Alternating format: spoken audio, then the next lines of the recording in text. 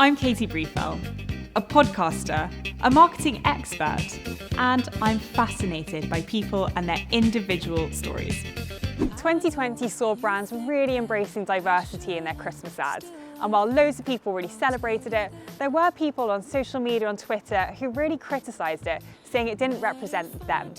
But I think it was really nice to see brands and people coming together to defend it and show how united Britain really is. The magic of advertising at Christmas. Talking carrots, a snowman love affair, Elton John. For the last decade, we've tuned in to see how big brands have tried to win our attention during this cluttered Christmas period. I'm Katie Briefel, and I'm going to tell the true story behind our favourite Christmas ads.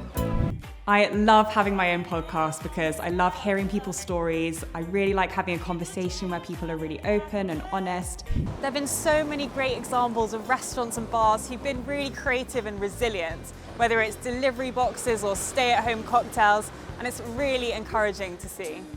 Right, here's a question I know you're not going to know the answer to. Where do you think the largest volume of our antibiotics are used? Vaccines? Nope. Surgery? Also no. In fact, a staggering 80% of the antibiotics we consume is found in our food. And it's causing a health concern because the bacteria and fungi in our bodies end up defeating the drugs designed to kill them, something scientists are calling antimicrobial resistance. So experts predict that antimicrobial resistance is going to cost the world over $100 trillion. This is a huge problem that people don't even know about. Until the 17th century, Soho was still a series of open fields. Aristocrat landowners and property developers gradually transformed it into a suburb that mixed grand homes for the gentry with workshops for artisans. And now it's a centre of big commercial chains. Like many of our cities, it's changed socially and economically.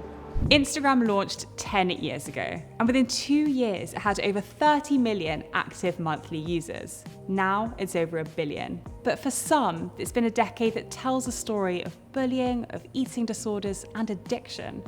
And along with the communities and the introduction of endless filters we never knew we needed, this social media site has become a hotbed for some darker content.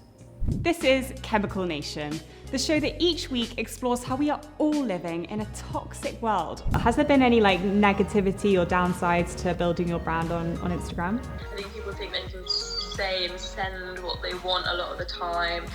Fitness fads. There's nothing new. In fact, they've been around since the 50s. Jazzercise, hula hooping, vibrating belts. COVID has caused widespread unemployment, but it's not all doom and gloom.